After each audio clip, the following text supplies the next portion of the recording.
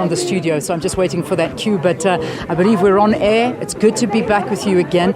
We've just got those more results that have come through. It looks like Hillary Clinton may have just taken some more votes, so she's now sitting on 215 electoral votes compared to 244 for Donald Trump. So that's what the figures are sitting at right now, and as the states come in, they're then calculated into the final tally. And remember, the overall winner needs to get 270. So, Trump 244 and Clinton 215. That's where it stands.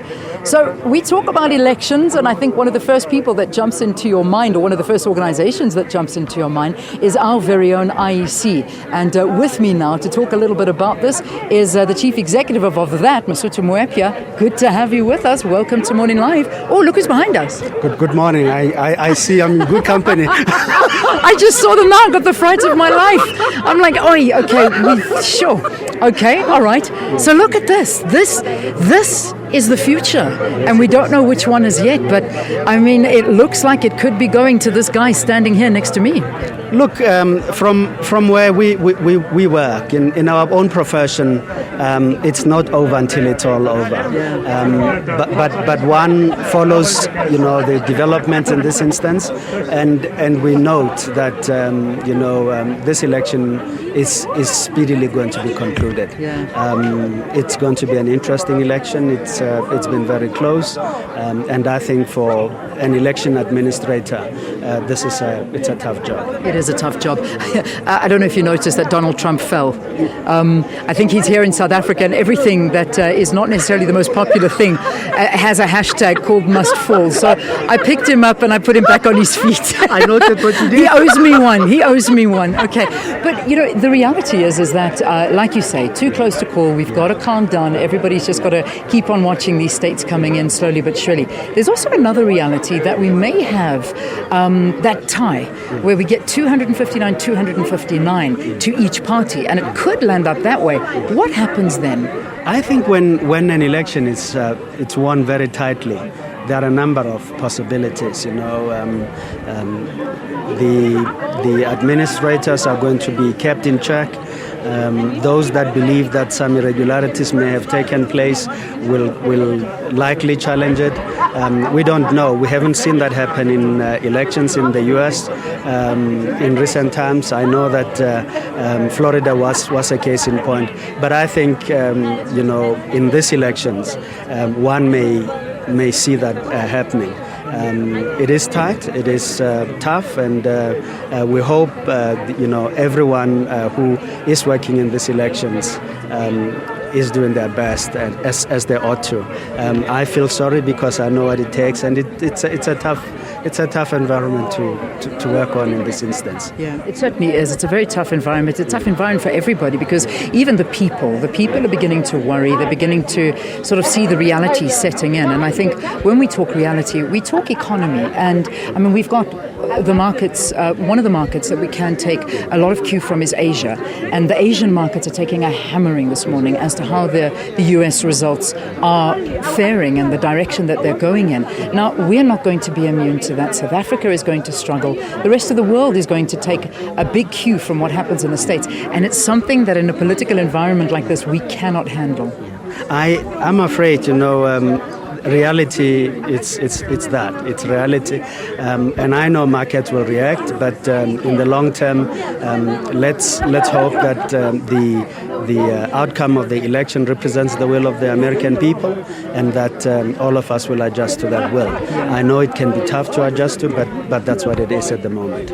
Let's talk about the US electoral system compared to ours. Do they work very differently? I think, do they work more on a digitized version than South Africa does? Because I know we'll still be, putting our crosses. Does it work like that in the US as well? How does it work? They work more electronically, even in those instances where they still mark the ballot. A lot of the counting does happen electronically. But I think there is one very important point that one should make at this point.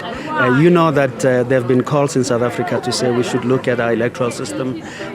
We should vote, amongst others, for a president directly. The American people vote for the president directly, and we hear from them that many that are saying their electoral system is something they also want to have considered. So I'm saying, there are many lessons we can learn from this kind of elections as well. In relation to our own, we have a system that's very different to theirs. There are many people that are unhappy with parts of their system, as we do.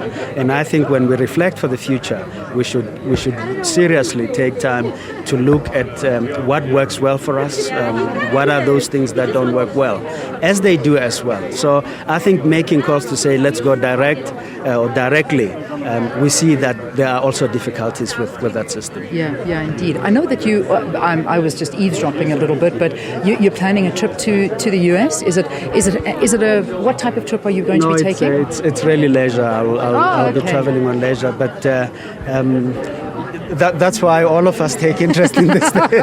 Okay, so it's a leisurely trip. Here I thought you were going to be learning about the electoral system and all of this. You go and take a break there. It's much better to do that. It's much better to do that. In fact, maybe our currency will look better after all of this.